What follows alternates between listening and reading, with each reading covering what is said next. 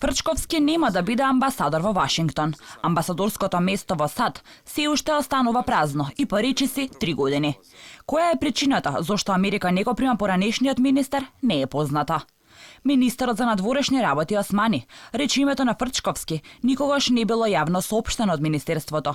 Во ниту еден момент МНР не кажало дека тој е кандидат за амбасадор или дека е отфрлен или прифатен, рече Османи.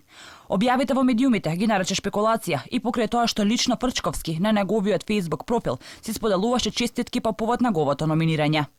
Во ниту еден момент Министерството за надворешни работи нема спомнато дека има таков кандидат или нема, или се повлекува.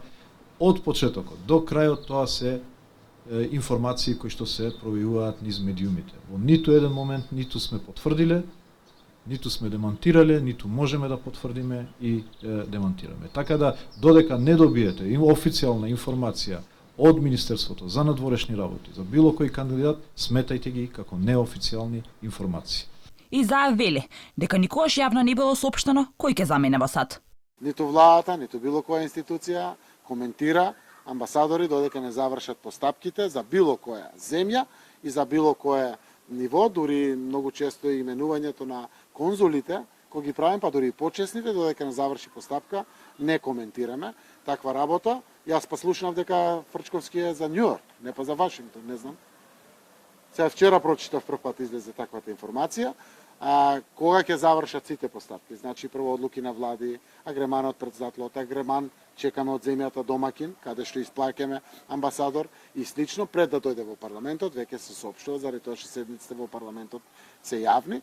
Информацијата дека Фрчковски нема да замене во Вашингтон, прв ја објави пратеникот Антонио Милошевски. Тој на Facebook напиша дека за ова бил информиран и премиерот Заев. Според Милошевски, причината е тоа што Фрчковски не можел да добие безбедносен сертификат. Ова ќе биде последица на реакциите од страна на стратешкиот партнер кои пред неколку дена по дипломатски пат стигнале директно и до Заев со прашање дали е сигурен дека Фрчковски би можел да добие НАТО безбедносен сертификат, што е предуслов за размена на строго доверливи информации на највисоко државно ниво.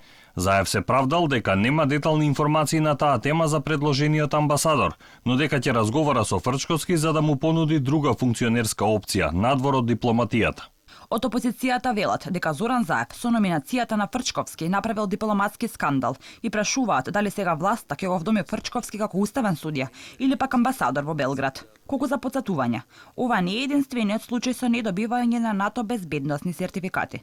Се уште ги немаат ни министрите Оливер Спасовски или Бојан Маричиќ.